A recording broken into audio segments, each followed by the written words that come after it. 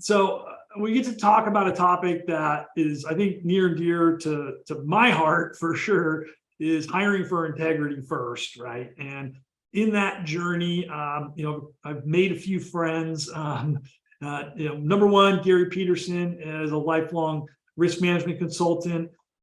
He is a huge advocate for the integrity first product and his numerous case studies behind it, and has just seen the impact that it's been able to make in organizations' lives. And in that journey, we've met TJ. He is the CEO of Life Brand, and I'll let you guys each share a little bit more. But Life Brand is a really interesting product that Gary and I, had a chance to talk about prior to this, but think it's absolutely fascinating. It's something that a lot of people do, right? Social media, what do you call it? Investigations, or snooping, investigation, yeah, however you want to wrap it up in a pretty bow. Yeah, right. Hiring managers are like always snooping into their future hires or even their employees' social media lives or personal lives, right? And there's definitely some right and wrong ways to do that, but the reason why they do that is they're looking for people, obviously, who have share values or who have high, or trying to avoid people with integrity problems, ultimately, right? And so this is where our two worlds collide, right? We have these cool integrity tests. We believe in hiring people with integrity, and you've got a great system and a tool and a product to also help with that. And so we're definitely fans of let's attack this problem from every which angle. And ultimately, the reason why we care about doing that when we hire people with integrity, and there's a great quote that Gary will share later from Warren Buffett. But when we do that, right, we're setting our organizations up for success, but it reduces turnover, it reduces work comp claims and costs, and it overall improves performance and outcomes within organizations, right? Folks that have great cultures anchored and rooted in integrity perform better than others, right? And so those are the reasons why we care about it. So that's maybe a little bit of an introduction to the topic today and what we're going to get into. But TJ, tell us a little bit about how yourself, Life Brand, and just give us a quick introduction about you. Yeah, no, thanks. Look, I'm the founder and CEO of Life Brand. We are, attempting to become the world leader in social media education, detection, prevention. I got started on this journey just because my former company I worked for, like most companies, was snooping people's social media during the hiring process. I found it to kind of be, a little invasive or not on the up and up. It's not like a credit check or a criminal background check where someone consents and they're aware that it's happening. And, one hiring manager might have a bias different than another hiring manager towards somebody's social media. It seemed icky, I guess is the best word. And I also saw that we were having a lot of problems with social media with employees, people that maybe didn't have integrity and got hired. And the next thing you know, their social media was causing the company problems. It was losing us sales revenue. It was causing, inner company problems amongst employees. I was like, man, there's got to be a tool that can utilize AI to do a legitimate background check, similar to credit or criminal, where you get consent, you include the applicant in the process. It seems on the up and up. There's got to be a way to do it. There's also got to be a way to help educate current employees on how that, whether you like it or not, your personal brand represents the company that you work for. And I was just blown away. This was 5 years ago. Social media was pretty prominent, that there wasn't a solution. And that was kind of that aha moment that this is a serious problem that needs a solution. And I guess I'm going to have to be the one to do it. And that's when Life Brand was founded 5 years ago, this past April. That's wow. Yeah, I mean, it is still the wild, wild west, right? People do whatever with this information, right? But you're on a mission to help kind of formalize how we approach that when we are dealing with it in professional environments, right? And we're trying to help employers do it in I mean, look, you say you're hiring for integrity. Well, you should hire with integrity as well. Give them a better means of doing it, but also I think the average person doesn't know. Over 90% of employers look at your social media during the hiring process. Yeah. Over 60% of employers look at their existing employees' social media. So you might be out there applying for all these jobs and you're like, oh, no one's hiring. No. They're hiring. They looked at your social media and they didn't even call you back. Yeah. I mean, there was a study by Career Builder that showed 48% of companies, that's nearly half the companies, part of that survey, have declined applicants' interviews based on their social media. So they didn't even get the chance to come in and interview because of their social media. So let's help people understand that. And look, your social media, you can say whatever you want. I'm a big believer of freedom of speech and your First Amendment to say whatever you want, but freedom of speech doesn't mean freedom from consequences. So our goal is to try to educate people that what you're putting out there could potentially be used against you. And if you're okay with that, fine, keep saying and doing what you want. But most of us should probably be cognizant of what we're putting out there, and we're trying to help people with that. Yeah. Yeah, it's interesting. And Gary, I mean, when I introduced this concept to you and talked to you about TJ, you had kind of an interesting real life story that like just happened to you and your wife, I think, right? Well, I had a couple stories, but one story was I was working for a company and promoting a division led by an individual. And, I'm traveling all over the country and talking about it. And I find online, he is a convicted felon. Okay. And so I'm looking at my reputation, from that. I'm out there, promoting this individual, and I was kind of shocked when I found out, and on that end of it. And eventually, I think it got expunged or whatnot. But the issue was, that was out there, and if I'm finding it, and it was frustrating for me. I had picked up clues that just didn't make sense to me in terms of what I was doing. It just didn't add up. And so I kept looking online, in my very limited skill set at doing it. And eventually I found there's a real issue out there, and was quite frustrating. And then I ended up taking it to management. But just personally, that's one experience that I had that was quite concerning. I want to have TJ respond to that, because that's the reverse scenario, right? Yeah. You're a high performer. You've been a high performing producer in the risk management, safety, insurance world for your whole career, right? You're a rock star. Anybody would love to have you on their team. And so there's other people like you out there, not tons, but you're in that top just 10 percentile, right? So it would suck to lose you, right? I think most employers would agree. When you have somebody in like that, you wouldn't want, you want them on your team. You want to keep them engaged and excited, right? So TJ, you're dealing with that problem too, right?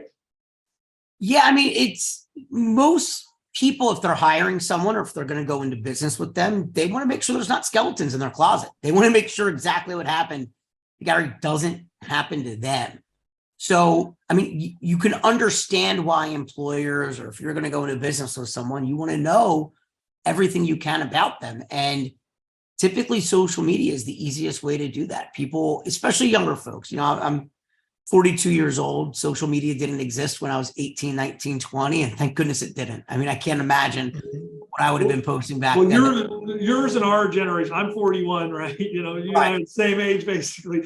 But we'll talk about that in a second, because our generation, that's a whole different thing. But look, Yeah. you can learn so much about somebody by looking at their social media. You can learn, is this the type of person I want to be in business with? Do we share the same integrity, core competencies, whatever it may be? What has this person done in their lifetime? And, a lot of people can fake a resume. They might be able to fake a 30-minute conversation or interview. It's kind of hard to fake the past 15 years of your life. And people didn't realize that you were building a brand for yourself over that time. And you can pick up patterns. It's, for most people, if you're looking at someone else's social media, you can draw a pretty accurate conclusion probably to who they are, what some of their core, values are, do they respect family, community, their employers, all that stuff. So it's important, and people need to know that you should be looking at other people if you're going to be in business with them, but also people are going to be looking at you, and is what they're seeing on your social media a great representation of who you are. And I thought part of your product is one is it's a screening, a selection tool, help, a formalized version of social media background checks, I think is the way you guys phrase it. Is that correct? Yeah. But that's a screening tool or selection tool. But then you do offer kind of a brand reputation management solution as well for executives or company. I would assume executives or high profile people, right? That maybe, and I don't know the story with Gary's story, but maybe this guy, maybe we shouldn't be knowing about this guy's felony, but maybe we should, but we want to be like a one-stop shop for people with their personal brand, because I can, with a certain degree of certainty, state that over the next 5 years, the idea of people having a personal brand will be one of the biggest things out there. And I always use an example. I have a 4-year-old daughter. Sally, that works right outside my office here, has a 4-year-old daughter. Our kids are best friends. They go to the same school. As they grow up, even if my daughter does nothing bad on social media, she just posts pictures hanging out with their friends, eating food, but their daughter uses it to build a strong brand for herself, posts things about sports and academics and family and community and hobbies and passions of hers and skills that she has. Well, when they go to apply to college, newsflash, almost every university looks at your social media during the admittance process. Their daughter looks better than mine. She now has a strategic advantage over my daughter. She's going to get the better education. And then employers look at your social media. She's going to get the better job. So even though my daughter didn't do anything bad, she's at a disadvantage to the kids that built a strong brand. So we want to be that one-stop shop where we start with our education solution. We hold the country's only nationally accredited and nationally recognized certification that teaches responsible social media use.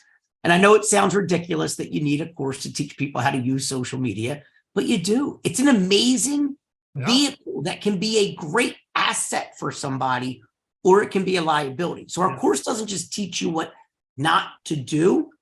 It teaches you how to strategically use your social media to build a competitive brand for yourself, to give you an advantage. We then provide you with a technology solution to clean your social media, to make sure there's not damaging stuff from the past. And look, we're not trying to cover up bad people, but let's face it, 17 and 18-year-olds say things that a 41 or 42-year-old wouldn't.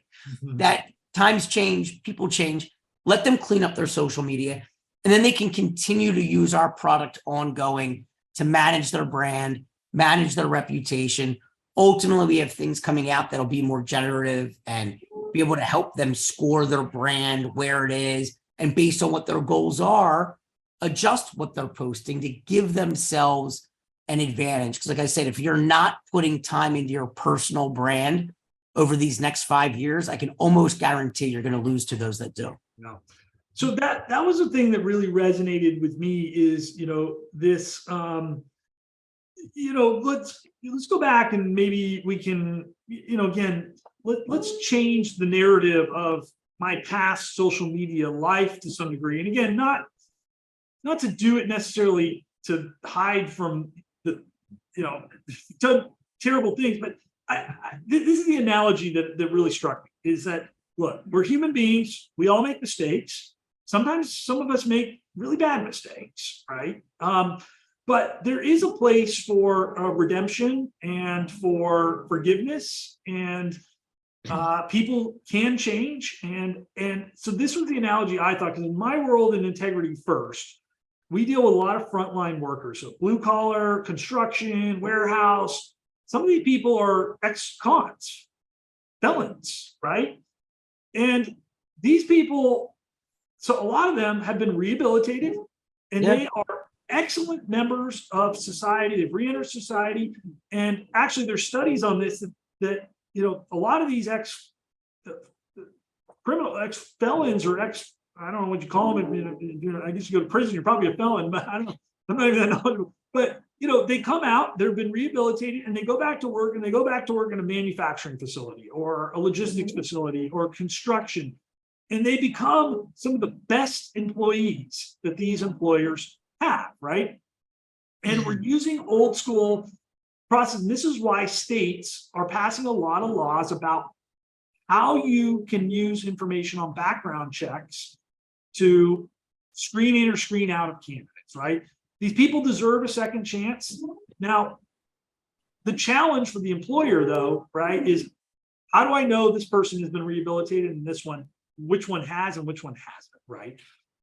Yeah. And look, I think some of it too, when it comes to, people deserve a second chance, and people, when they're using our technology, typically aren't trying to cover up something bad that they did, because the sad part of it is people that are bad people, if they really are, whether it be racist, homophobic, whatever it may be, sadly, they stand by what they said 8 years ago, and they're not looking to remove it. They're proud of what they said. A lot of the type of stuff that gets deleted from our user social media, and our average user deletes over 19 posts. So if that's not proof that everybody should be, and we have everything from high school and college students, professional athletes, white collar executives at publicly traded Fortune 500 companies, you name it. I definitely want all my beer bong posts deleted. Yeah, look, you probably don't want that up there. It doesn't mean you're a bad person. Yeah. Who knows? Maybe there's one of mine somewhere, but it's not anymore, because I might have gotten rid of it. But most people, they're harmless enough posts, but things that could get taken out of context. I had a high level executive for a professional sports team that we work with that, he didn't want to look at his. He's like, I'm older. There's nothing bad on my social media. I'm like, let's just take a look. There's no harm in checking. Yeah, I don't want to do the work. Through 20 years worth. One of his posts was calling a local reporter and a nitwit an idiot. And if you went back and looked at the Twitter exchange, first of all, the two of them were best friends. They were having fun with each other, raising money for a charity.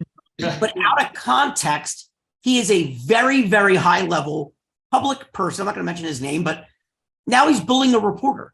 I mean, it could be taken out of context. And he was like, look, that post probably wouldn't have gotten me fired, but man, it would have been an uncomfortable conversation with my boss. It could have been a PR issue. I'm glad it's gone. Yeah. And that's the type of harmless thing that we're trying to help people from. But we're also trying to help get them to realize that, do you really need to be posting some of the stuff you're posting on social media? It's not that it's bad, but it's not good either. It's maybe not making somebody want to hire you. Yeah. Or look, if you're nothing wrong with it, if you want to go out on a Wednesday night, have some drinks, maybe next thing you know, it's karaoke night at the bar and you're still there at 2 a.m. But maybe you don't need to post a picture on a Wednesday night at 1:30 in the morning of you drinking at a bar, because that next employer that's looking at your social media probably going to say, well, I want to hire someone that's out drinking at 1:30 in the morning on a Wednesday night. Maybe it doesn't hurt your chances, but it's not going to help for sure. Yeah. And it probably will hurt. Yeah, exactly. Yeah, it's not, I agree with it. Yeah, and I think that's, where you get into the second chance stuff. I mean, you nailed it. Like, some people are going to stand behind the things. And again, God bless America. On them. That's your right. More than welcome to say whatever you want. But yeah, I love the way you phrase it. And I'm going to steal this line from here on out. But look, what you can say whatever you want, but what you say can be held against you just as freely as you can say it, right? There have been a lot of examples in the public that we've all seen of athletes dropping in the draft, or executives being forced to resign because of something they said on social media that's maybe not even technically wrong. Yeah. But unfortunately, we live in a country right now where, let's look at politics, for example. Yeah. 50% of the country, for the most part, is dead set one way, 50's the other way. So I can give you guys a great example. Our beach house we have down the shore, our neighbors have been flying a flag for 2 years now that says Trump DeSantis 2024. Well, I think it's pretty clear, A, those two aren't going to run together, but also, I don't care what flag it is. I don't care if it's Trump, if it's Biden. Their flagpole looks like it could be in the corner of my property. Like, if you took a picture, it looks like that could be on my property. Yeah. I won't let people post pictures at my house on social media that has that in the background. Because regardless as to what left, right, whoever's on that flag, I'm automatically going to alienate half my potential customers. I'm going to lose half my potential customers. No. I have a right as an American to share my political opinions, but I choose not to because it's not going to help. No one's going to buy from Life Brand because they agree with my political opinion, but they will not buy if they disagree with it. And Whether that's right or wrong, we're trying to help people realize that that could be hurting you. And if you choose to not care, good for you. But most people, that's the golden rule of work, of bit work. You know, in the workplace, keep religion and politics out of it entirely. I mean, look, much better off doing it that way. You're more than welcome as a business to include that if you want. And look, I work with some very Christian-oriented businesses. I mean, to the point where they have prayer in the business, and that is just part of their culture, and that's what they do. And look, I don't pass any judgment on them. More power to them. That's what they want. But that is going to constrict the population of people who will want to work there. Or right. And if you're okay with that, fine. But you have to just be aware. Yeah. Look, if that's what their company believes in, that's fine. And if an individual, I can give you a great example. We have one of our earlier investors in our company he has a pretty decent following on social media. He's built a brand for himself.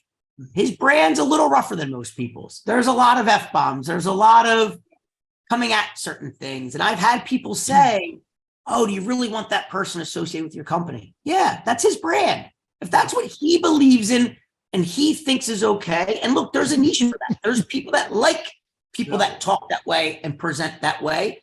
And the following he's building has proven that. Yeah. And if that's what he chooses to do with his brand, great. Most of us can't speak that way on social media, though. It could have negative consequences, and we're trying to help people realize that. But if he's okay with that, God bless him. That's a right he has in this country. Yeah, I love it. I love it. So how again, I just want to take it back and just kind of put a punctuation point on this. Like, I think what an integrity test or assessment or a tool like LifeBrand can do from an employer's perspective is it can help you be more inclusive by allowing you to be inclusive of the people who deserve second chances.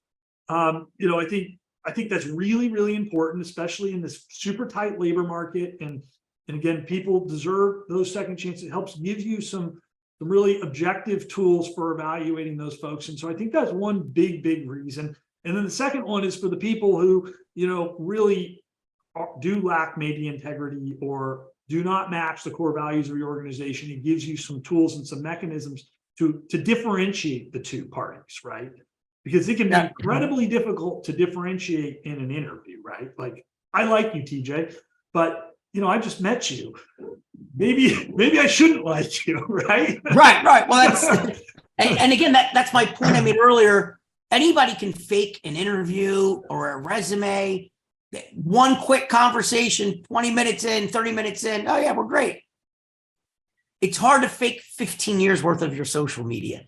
So you can really get a feel for people. And look, for me, I don't have a big following. I don't know, I might have 1,000 or 2,000 followers on Instagram, but if you look at my Instagram, my brand is LifeBrand and my family. Typically, the only thing you're going to see me post about is my family and LifeBrand. And that's my brand. That's what I'm all about. My whole life is my kids, my wife, my parent, my family, and LifeBrand. Awesome. Other people have other things, but you can leverage that. I mean, like, look at influencers, for example. People laugh at influencers, but they're the ones laughing at us. They're making millions of dollars a year because they've built brands for themselves on social media. And I'm not saying you need to go out and get 100,000 followers and try to get endorsement deals online, but people are looking at your social media. I mean, I never take a meeting without going and looking at their social media. Yeah. Whether you like it or not, right? They're going to do it. So I love there's an education part of this. You're teaching people how to sort of, be conscientious of it. And definitely, obviously, the young people thing, we could spend a whole, time talking about that, but heard some awful stories about young people on social media. Some friends of mine, teenagers that really close to me, some terrible things happened and really might have even derailed their lives, in many ways. But anyways, so let's talk about some of the logistics or the legality, I think, part of this. And I think, again, I think you and I are on the same mission here, right? Again, how and why I respect your product and why I respect this integrity first product. I was so excited to bring it into my family of products is it gives you both of these give you a really legal, legitimate, bulletproof way to do these things. because this is the biggest objection I get from like HR people. Is it legal? Right? Can I give somebody an integrity test, ask them about their current drug use and violent tendencies? Absolutely. Like, and you'd be negligent not to, right? And now, but I know with social media checks, and I was talking to John about this, and he had a great story. Maybe you'll have a different one or the same one, but is it legal, or, help us understand that logistics? Great, really good question. As of right now, 50 out of 50 states in the United States say you cannot look at social media during the hiring process. Cannot. You cannot. Yet over 90% of companies are doing it. So think about that. 50 out of 50 states say you can't do it, yet 90% of employers are openly doing it. And the reason that they are doing it is most of the time that applicant doesn't know. Yeah. I mean, if you're looking at just their Facebook, Twitter, Instagram, if you're just looking at their feeds, it doesn't tell you who looked at it. Now, if you look at their stories, it'll tell you. LinkedIn, if you have LinkedIn Pro, can tell you who looks at your profile. So they can kind of do it undercover. We wanted to bring the whole process above board, where we said, okay, let's think about a credit or a criminal background check. Yeah. You're protected by FCRA, the Fair Credit Reporting Agency, Yeah. where if you're going to do a credit check or a background check, the consumer has the right to know. So they have to consent to it. Yeah. They have the right to review the information ahead of time for accuracy. They have the right to dispute it if they don't get the judgment that was evaluating them based on that. Only 7 years worth of history can be used because people change. They deserve a second chance. Well, when people are just manually snooping someone's social media, none of that's happening. Yeah. You're not getting their consent. They don't have the There's no guardrails whatsoever. I love how you just said guardrails. We won a pitch competition 2.5 years ago with Kevin O'Leary from Shark Tank, Mr. Nice. Wonderful, with him through a company called Start Engine. Start Engine is an incredible crowdfunding way to raise money through crowdfunding. And when we won that pitch competition, 1,500 companies applied. We were one of 5 finalists to pitch him. We ended up winning it. And what he said was, this prevents you from going sideways. It keeps you in the line. So like you just said, there's guardrails where now we are getting their consent. We're not snooping their social media. In fact, we're putting the applicant in control. So now instead of snooping, we're sending a link to that applicant saying, hey, we take our brand seriously here at X company. We want you to take your brand seriously. Here's a chance for you to go review your social media from the past and remove anything that you think could be harmful. We're saying here is your chance to remove it before it hurts you. Yeah. Now the applicant's fully in charge. Yeah. Companies can add their own custom filters. So you can say, hey, did this person ever talk about our company? Did they ever talk about our competitors? That person then has the chance to clean their social media, but then they're in control of if they send that report back to the employer or not. And the employer won't see the individual specific posts because most employers don't want to go down that road. They don't want to say, oh, I didn't hire you because of this post. Well, yeah, But it will give them an overview. It'll say, hey, look, we flagged 48 posts. They deleted 37. Out of the 48 that we flagged, these are the buckets they fell into: sexually explicit, racially insensitive, whatever it may be. So it gives the employer a high level overview. And look, maybe they're okay that they had 48 offensive language posts, but 48 racially insensitive or sexually explicit posts may give you pause in hiring them. So it keeps it fair to that person. And look, if that person doesn't send it back, well, that's probably a red flag. You shouldn't hire them. Just like on a criminal background check, if you send someone the link, you can't force them to do it. But if they choose not to, it's normally a red flag that maybe I shouldn't hire this person. They have something to hide. So we were trying to bring everything above board. Yeah. And look, technically states still say you can't do it. Now that's changing. California and Vermont are very close to passing legislation saying you can look at social media, but you need to be FCRA compliant. You essentially need to follow the guidelines that we've put out. We think we will check all the boxes when the time comes. We've been working with some state representatives in Pennsylvania to help propose what it should look like. I do think in the next 5 years, every single state will say, okay, you can do it, but you need to do it through FCRA. You need to be a Fair Credit Reporting compliant way of doing it. And though, look, we haven't ended up in court yet, somebody saying, is the way you're doing it FCRA compliant? Yeah. We're actually looking forward to it. We think we will be. And we think if we're not at those standards, for every individual state or on a national level. We're darn close. We might have to tweak one thing, but what we're doing is certainly better than the way people are doing it on their own right now. Yeah, and you're trailblazing, right? So you're going to catch fire. Someone's got to be first, and we'll take some heat somewhere along the way. But we think we have built what should be the standard. Yeah. You're at least doing something about it to create the structure, some guidelines, some things, and And like I said, we're close. If we're not 100% there, then good. Let California judge or whatever judge tell us, hey, you're 85% of the way there, but this is what you got to do. Okay, great, let's do it. And now there's a standard. Yeah, awesome. Well, Gary, as we kind of wind out, any thoughts that you've had on this conversation, or anything on the Integrity First side. Right now we're talking about kind of the legalities of the screening process. I know Integrity First has some interesting kind of validations and things there, but maybe you can share any thoughts from your perspective, from a risk management perspective. Well, I was thinking, TJ, in terms of introducing it from a risk management perspective to companies, kind of the process in that. But to me, it's a tool of education that you're talking about, that if I had a large company, I would want to make available to my employees.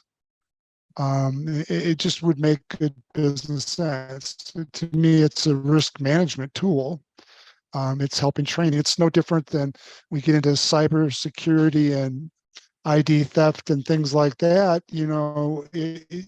A lot of the breaches, it's employee did something accidentally, or they opened up the wrong thing, or they did something like that. So I look at this tool, and this is the most information I've had on it, just listening to you talk about it. But I look at it as a risk management type tool for employers,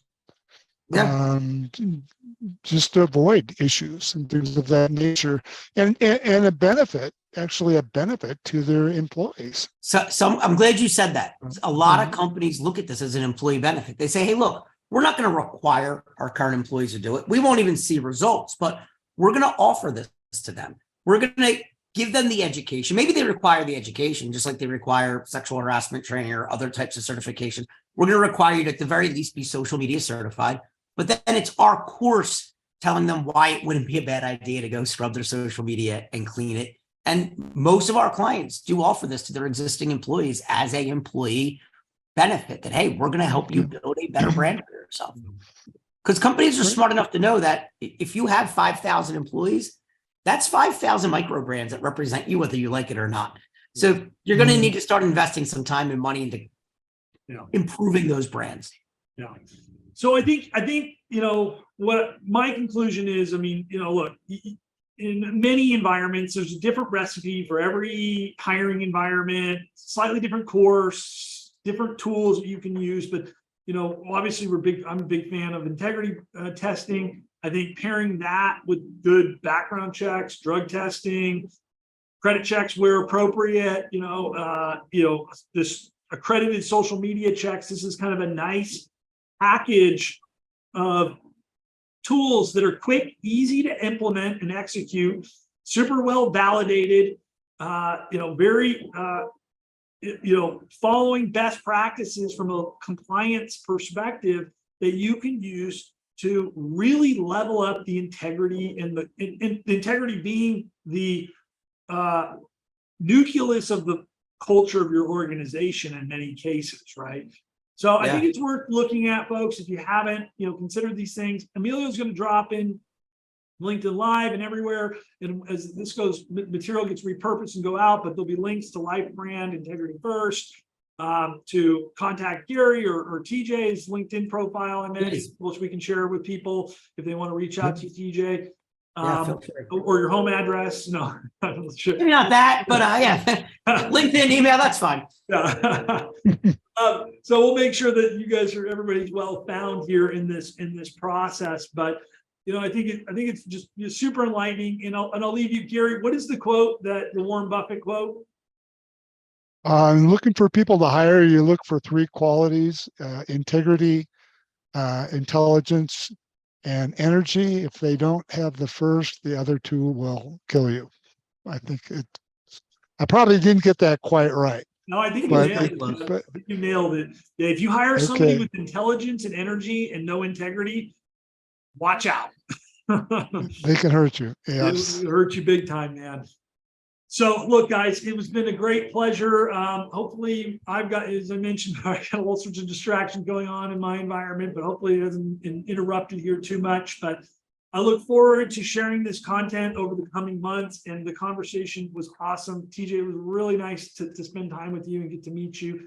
And Gary and I will be at it again tomorrow on another topic, but look forward to seeing you all again. And if you're on LinkedIn Live, come join us again tomorrow. We'll be talking about how to save money on your work comp insurance. And thank you, everyone. Thank Thanks, you. guys. All All right. Bye.